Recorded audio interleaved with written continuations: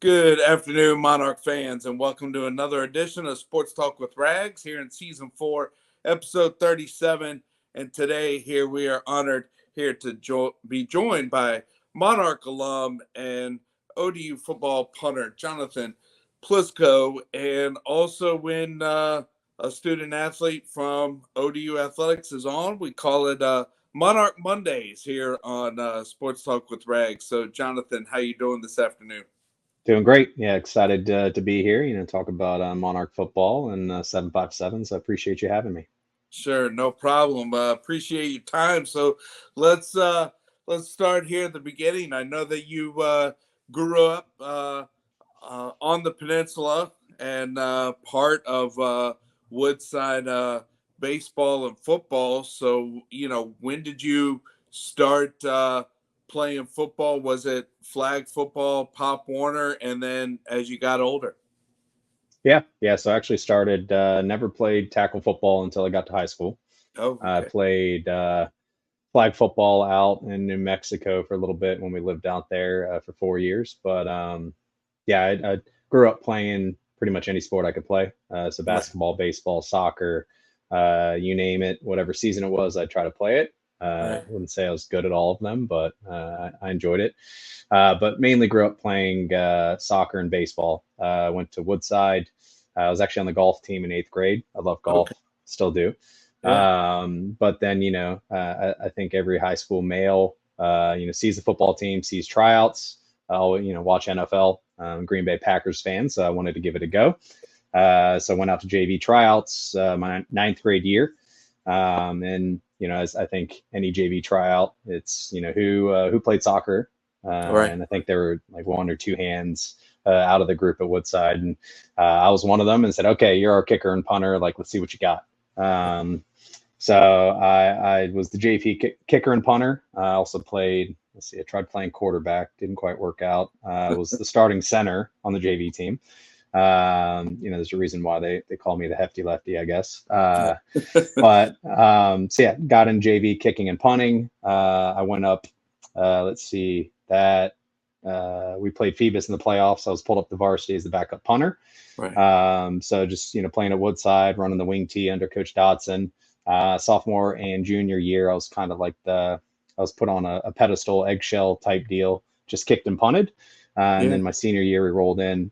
I was actually just thinking about this earlier. I was like, okay, my senior year, like I'd put on some size, I was like 6 foot, about 215. I was like, I think I can go out there and do some other things. So I stopped kicking. Wasn't really my favorite thing. I could do it, but I recruited one of our soccer guys to come out and kick and try it out for tight end and middle linebacker, and actually played tight end middle linebacker at my senior year and punted exclusively. I actually stopped playing baseball by senior year Okay. just because I wanted to focus on. I knew I wasn't, tight end, middle linebacker. I wasn't any good to go anywhere, but had some success at Woodside punting the ball. I went to a couple camps, started like working on the craft, and really found out I enjoyed it. So, stopped playing baseball my senior year, focused on punting, and that's what kind of led me to ODU.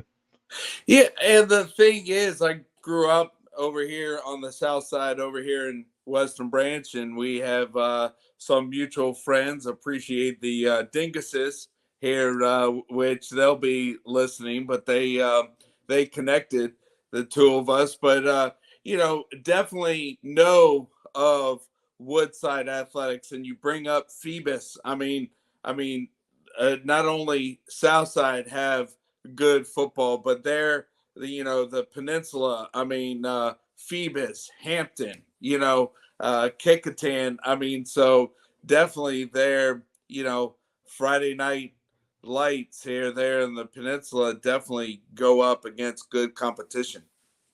Yeah, it's I tell people the PD's, some of the best football around. I know as time's kind of gone on, like the other districts are really kind of level set, but I still think the PD is kind of where it's at for high school athletics.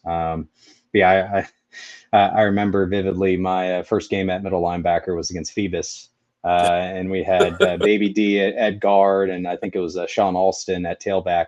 And man, they beat the crap out of me. It was quite the experience. And, Woodside football, I know, especially like after I left, they had a lot of great success under Coach Dotson, who's recently retired. Right. Great to see that, but man, it was always a battle. There was no easy games, in the PD, even if you look at the teams that were, one or two victories, like it was always a fight, with the athletes we had in the area. It was a lot of good fun.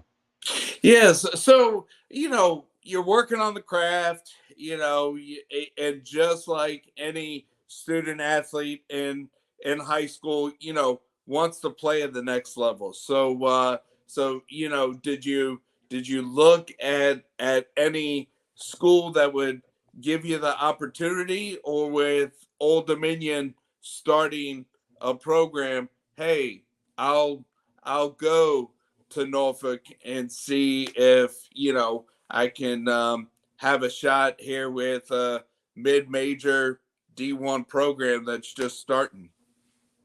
Yeah, it was an interesting recruiting journey. We kind of got into the game a little late. It was like, I think, heading into my junior years when I first started to go to camps. Actually met Drew Harza, the kicker for ODU, at one of these camps. Okay. But that's when I started like kind of getting my name out on the kicking and punting circles. And I was recruited as a walk on. William and Mary, had some interest from Liberty. Was actually really close to committing to William and Mary, but I was looking to be an engineering major, Okay. and they didn't really kind of fit that build. Right. So it's kind of like late in the game where ODU came in, and it was really intriguing. You mentioned a lot of the excitement around, okay, new program, Norfolk, Virginia, and close to the beach, all this stuff. Living in Newport News, didn't venture south side that much, but Right. having the opportunity to be over there, kind of start something new. Coach West and Coach Rondo were kind of my main recruiters. I remember visiting the LR Hill complex, and like the glass wasn't even installed. Right. Like you had to kind of tiptoe through with a hard hat on. Like it's a pretty cool experience. And to kind of have that, just being a 17, 18-year-old kid, you don't really appreciate the gravity of, what could be in front of you, kind of Right. starting out something new and the energy that was behind it. But yeah, ultimately, signed with Old Dominion as a walk on, and engineering didn't work out quite well. Flipped over to finance and accounting midway through my career, but yeah, definitely happy with how that all folded.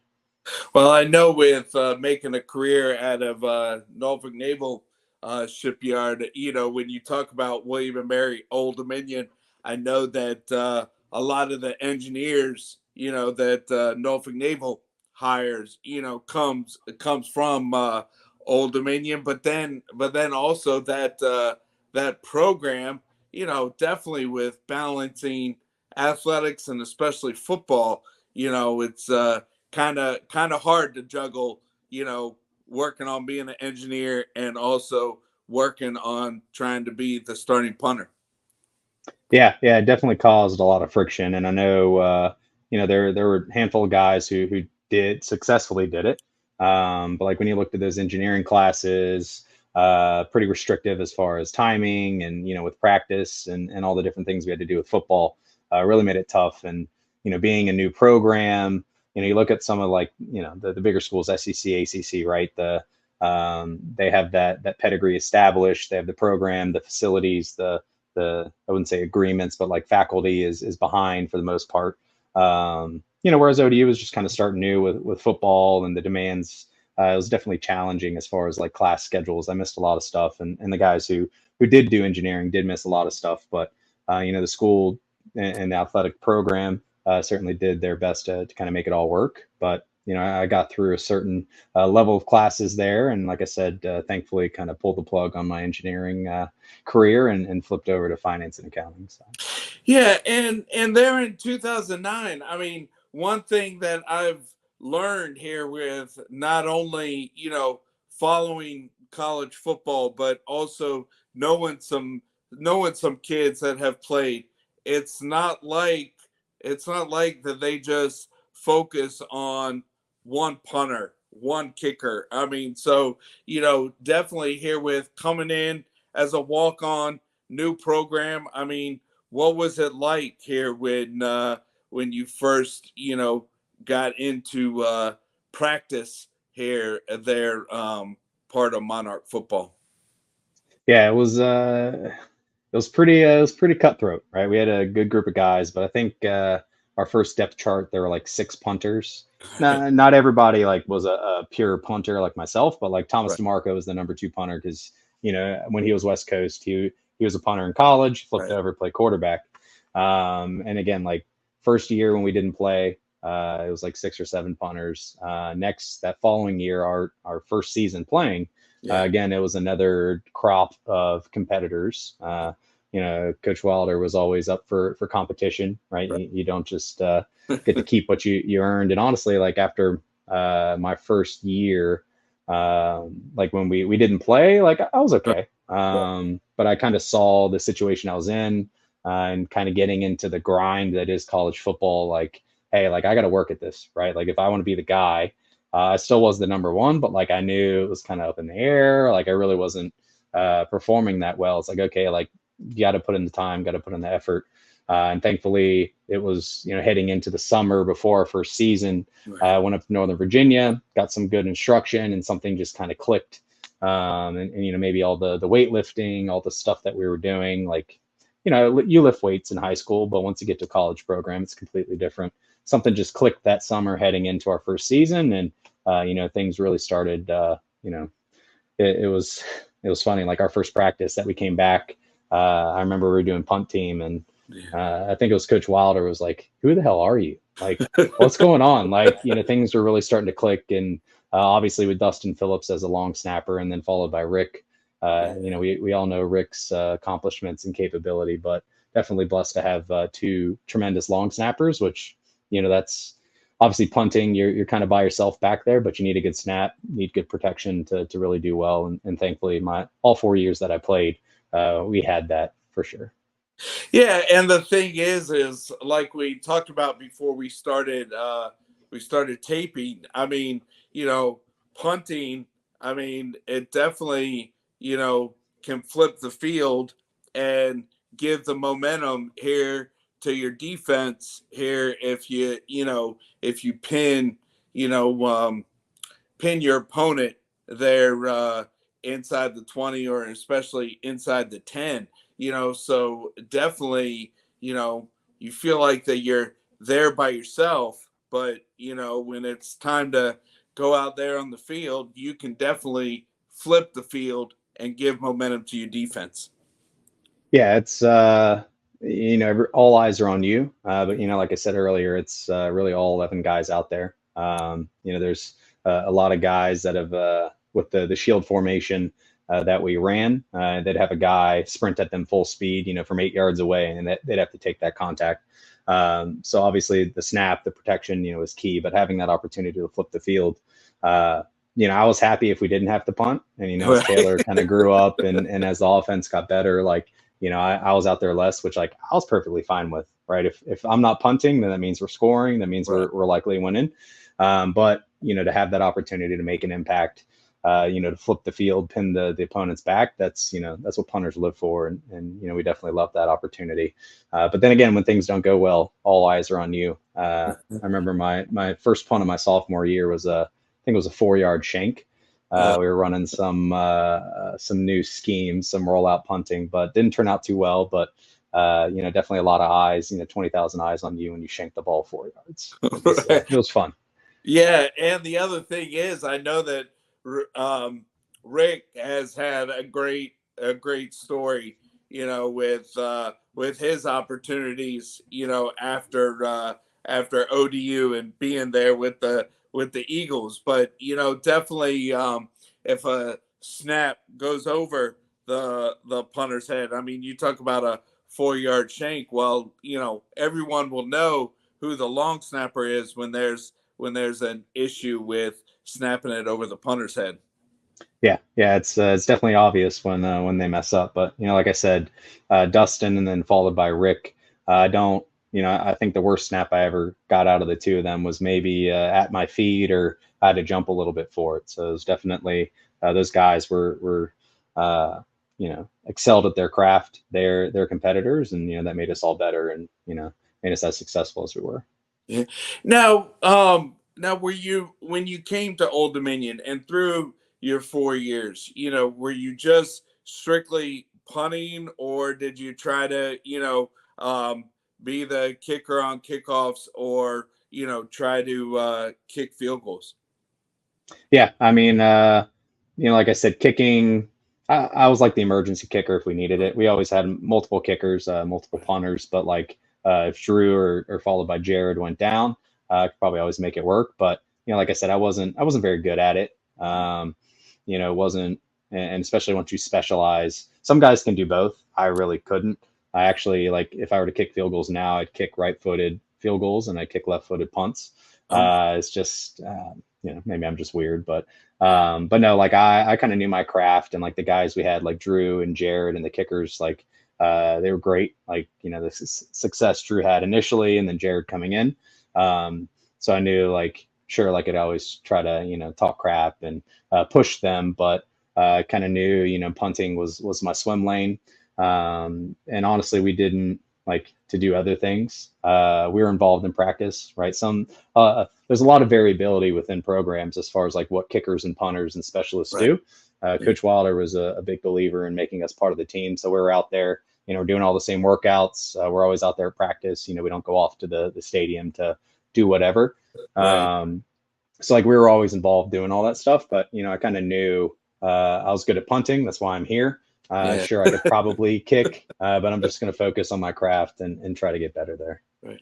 And then what is it? I mean, I know that baseball, basketball, the college athletes, they're playing in summer leagues, they're with football. I mean, are you looking to see, especially as an underclassman, are you looking to see like what is out there for you there in the summer to to improve your craft, because that when two-a-days start there in July, there's going to be another group, so definitely competition year in and year out. So what was it like here during your summers there at Old Dominion?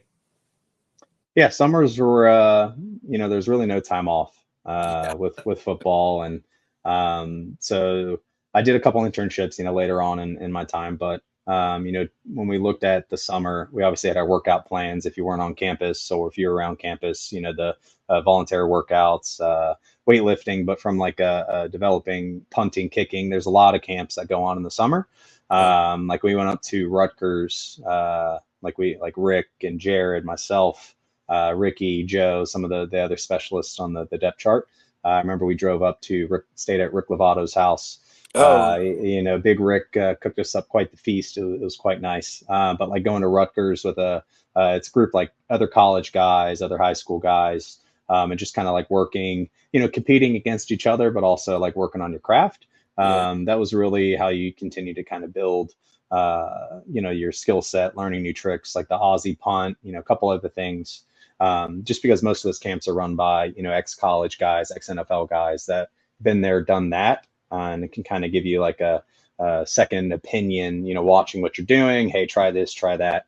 And that was really helpful because, at ODU, like bigger programs probably have a kicking specialist coach.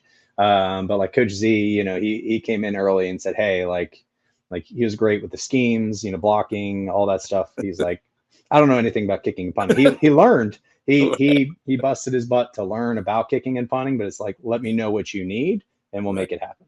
Right. And you can probably, go with that from a coach of, hey, I'm the special teams coach, but I don't know much about punting or kicking, but, let me know what you need to get better, and we'll go from there. I mean, especially with, it was a mid-major D1 program, but they were pretty much, I mean, Old Dominion hadn't had football in, a long time. So it was definitely a time where they were, bringing back the program. Yeah, it was a lot of learning, and obviously, Coach Wilder and the staff, experience from Maine and all over. They kind of brought their kind of learnings as far as how we do special teams. But like I said, Coach Z always made sure like we were there when we needed to be there. And like if we needed to do something in between, watching a lot of film, we did a lot of film study, not anywhere near what offense defense did. But Yeah. it's constant, setting that expectation of what we need to do, but then also letting them know, hey, like this is like 90% of what we need. Here's the other 10%. Like, how can we fit that in? How can we make that happen? So I think how they did that really enabled success. Like Jared had great success, kicking field goals, kickoffs, the little trick plays, kickoffs that we did. And then obviously on the punt side, like we never had a punt blocked, which is great.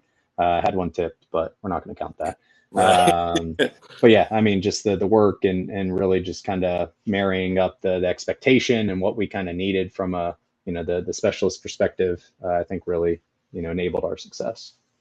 Yes, and then also as you got to be an upperclassman, and the program, competes at the FCS level, and made the playoffs there your last 2 years, and just something that the CAA has always had across all sports is a school doesn't or a school is leaving, and as the program was starting to have on paper where in the future they were going to go to the FBS level. But I mean, even in 2012, the team goes 11-1 and makes it to the quarterfinal round of the FCS playoffs.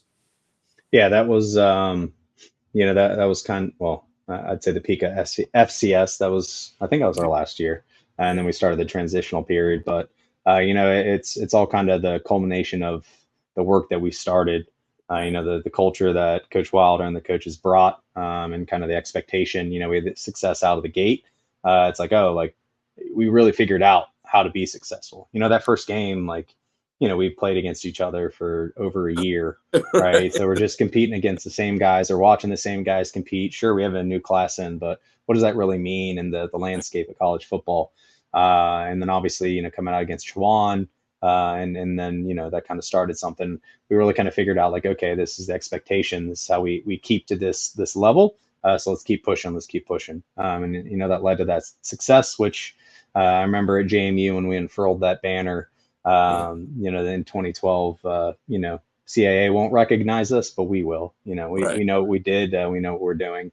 And then obviously with 2011, that Towson loss kind of torpedoed our chance of going back to back. But no, it was, just success across the board that the coaching staff and all the guys, just establishing that culture at the FCS level. It really kind of paid off and culminated there in 2012. Yeah, and my brother and sister are William and Mary alums. So even with ODU going to Zabel Stadium, for the first time, and you growing up on the peninsula, and, you even talked about being recruited by William and Mary. But yeah, I mean, Old Dominion football having success here with in-state football programs, is definitely fun to see, and the support that Monarch football had with the alums and the fans in the area. Yeah, that, the Monarch fans, some of the best in the country, right? To restart something. I know there was a lot of support behind it, but to see the support we had, especially out of the gate, it's unbelievable, right? It's such a good like community and great group of supporters that we relied on them to help us, especially, sold out. I forget the sellout streak at Foreman Field, but, just to have that energy, you go on the road again, good contingent there. It really like helped us, have that much more success, having that energy and support, especially out of the gate. You never really know, like, sure, people are excited, but are they going to show up? Are they going to continue, through the highs and the lows? And Monarch Nation is always there for us, which is great. Yes, and how about at the Capital One Bowl one year, Big Blue, getting the award for mascot of the year?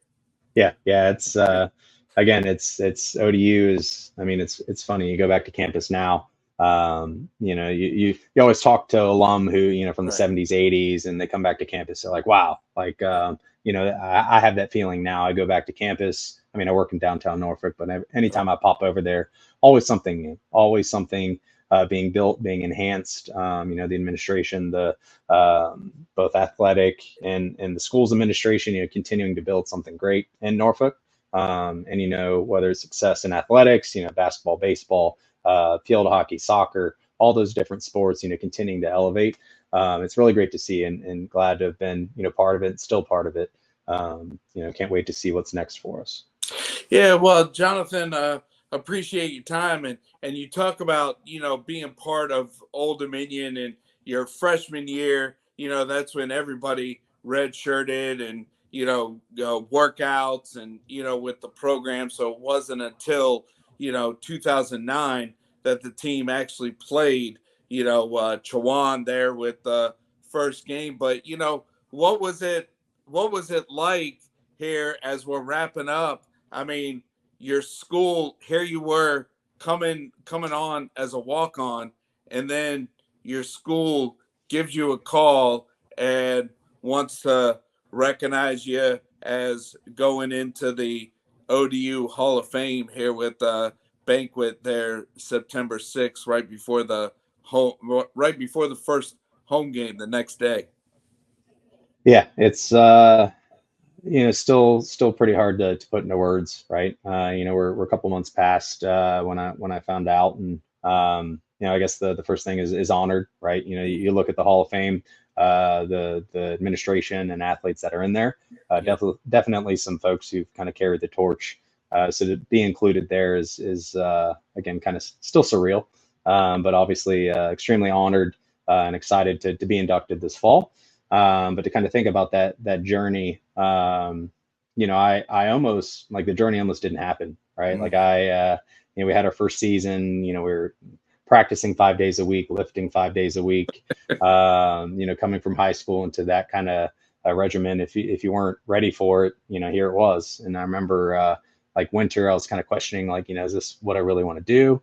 I was walking to my 6 a.m. lift in the dead of winter, trying to stay warm. And thankfully, my mom on the phone kind of gave me the kick in the butt I needed to kind of stay the course, and obviously to be here talking about this and everything that's happened. Definitely thankful for my mom's input there. But no, it's definitely surreal. Maybe it'll sink in by the September 6th, but probably not until we get out on the field. And definitely a great group to be inducted with as well. Right.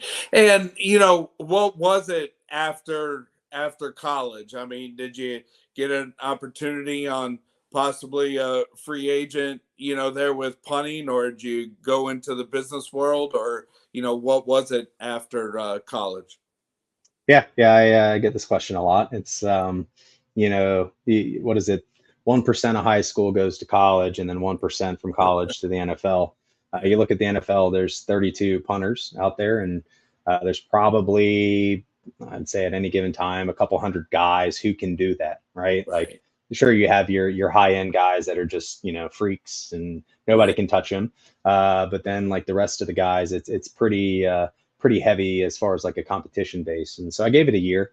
I was working part-time doing taxes. Went to camps. I think it was like the Patriots and the Seahawks were at my pro day. Had the agent, kind of gave it a year. But as I kind of went through the year, went to these different camps, like ran into guys that, 35, living in mom's basement, like chasing the dream. I just kind of had to be real with myself of, could this work out? Maybe. But thankfully I got a great education from Old Dominion. Had a lot of great folks in my network that were supporting. Obviously everybody wants people to have success at the NFL level, but that were enabling, hey, like, here's some advice, you should try this, you should try that from a business perspective. And I got my first job at Newport News Shipbuilding. It was about a year after I graduated. Like I said, gave it a go. Didn't work out. And, like I said, you always look back like, oh, what if this, what if that? But, life's been good. Definitely been blessed to get to this point and, have the success I've had. So, it's always fun to talk about, but it was pretty cool. Yeah, well, Jonathan, thanks for your time. And I know I've had Coach Wilder, Brandon Carr, Robbie Duncan, and then also here with Coach Ronnie here coming on a couple times. So appreciate your time and look forward to seeing you out there. I mean, now that the program is there with the Sun Belt, I see that there's even a home Thursday night game. So with moving there into the Sun Belt and the TV contracts, it's also nice to see the campus of Old Dominion promoted on national TV on a Thursday or Friday, something different than a college football Saturday. Yeah, it's going to be. I mean, this year's definitely excited about it. We have another hard schedule, Right. and I think we have some great home games. Obviously, Thursday night lights. That's going to be great to see Norfolk. Turn on the fun there Thursday night. But yeah, definitely excited. Looking forward to the program, and just want to say thanks to you and especially Monarch Nation. Support everything that you do, as well as Monarch Nation. Keep doing what you're doing. Because, like I said, I think there's definitely some exciting times ahead. Yeah, well, hey, I appreciate that comment there, Jonathan, and Monarch Nation. That was ODU football alum and soon to be Monarch Hall of Famer here with banquet being September 6th, and I'm sure some recognition there at the first home football game there on September 7th. But Jonathan Plisco here with us today. So thanks again for sharing your story, and see you around campus at one of the home football games. Sounds good, Rags. Appreciate it. See you at the tailgates. All right, sounds good.